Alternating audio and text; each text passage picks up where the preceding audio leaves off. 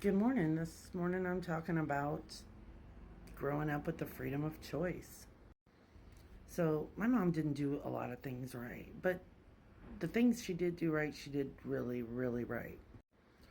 So, I have two sisters, and one sister is 14 years older than me, and the other is 7 years younger.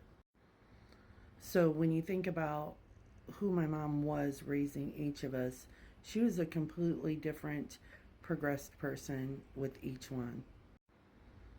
She still she still had some things going on, but there were not a lot of resources available for someone my mother's age, born in 44.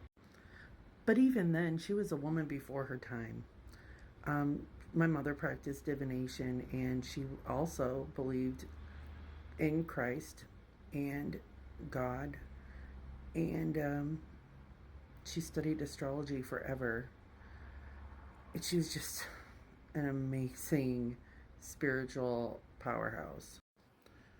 So, talking about spiritual gifts and like generational gifts and genealogy was something we constantly talked about in our family, and it was encouraged to do so.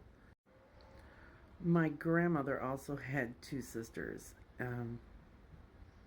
They were all healers in their own right, and I got to spend a lot of time with them, so that was really helpful. I got to hear about like generational stories, a lot more about genealogy, about what it was like for them growing up, what religion was like for them growing up. And when that's all you ever know, you kind of take it for granted and you think that everybody's life is like that and everybody's family is that way.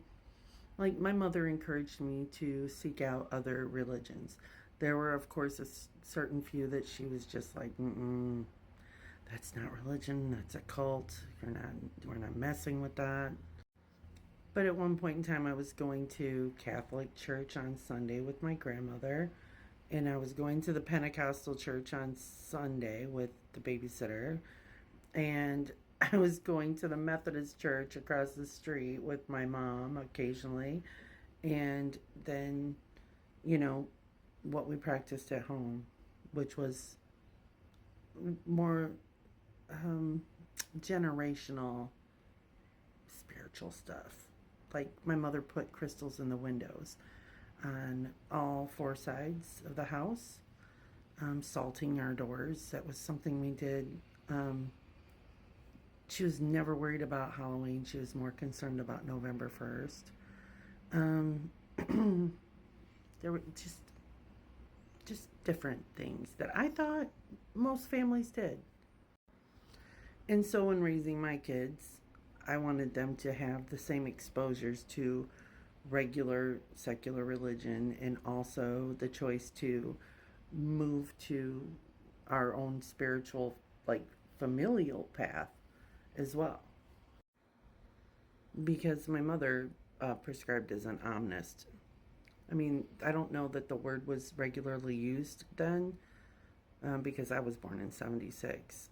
But she believed the truth to spirituality and ascension and enlightenment could be found across the course of many religions.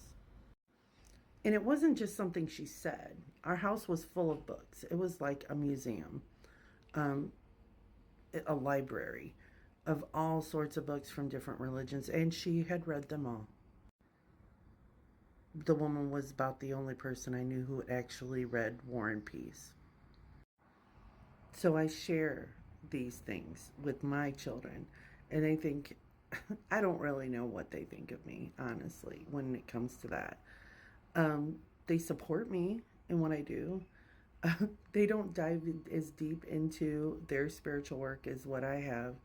But then again, I don't know that I did when I was their age either. My oldest is 30, and he supports me. Um, my girl, my baby, my sweetheart, my daughter, she's 25, and she supports me as well and asks questions when they come up. Um, my youngest is 19, very, very much a boy's boy, man's man. he doesn't really ask too many questions, but he also supports me in what I do. And he will tell people, you don't understand. My mom just knows. Mom just be knowing shit. But they haven't really taken a big interest in what I do. Which I feel like later down the road they're going to be like, damn, I wish I would have taken more interest in what she does. My sisters are very, very spiritual people as well. Now, my little sister doesn't show it so much on the outside, but there's a real depth.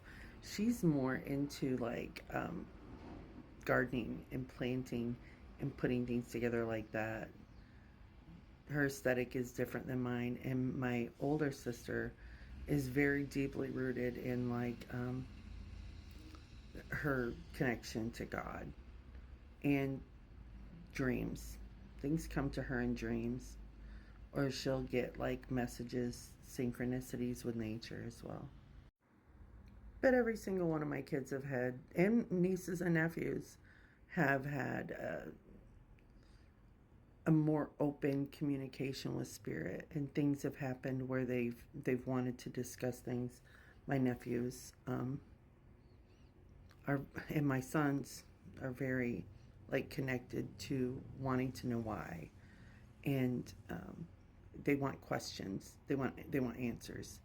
And since Grandma isn't here anymore to answer those, sometimes they come to Aunt Becky.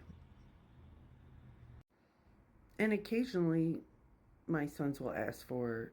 It's funny because the females don't usually ask for readings. The boys do. That's what I find kind of fascinating to me. But I've also, like, my daughter-in-law and my daughter, I've already purchased their deck and given it to them. Um, if I've truly loved you, I've purchased you a deck and gifted it to you. I really feel like it's important to have open communication about things. If people have questions, to answer them. You never know what you might say and how it might affect their path going forward. There's never stupid questions, and I may not have the answers because shit, I'm still learning. I'm still learning. I'm still on the path right along with you. But if I can help you in some way, I'd be glad. So that's pretty much it. Just really thankful for my mom for being the person she was and giving us that permission to have spiritual freedom. And whatever we chose to do, as long as it wasn't a cult, she was okay with. And she would support.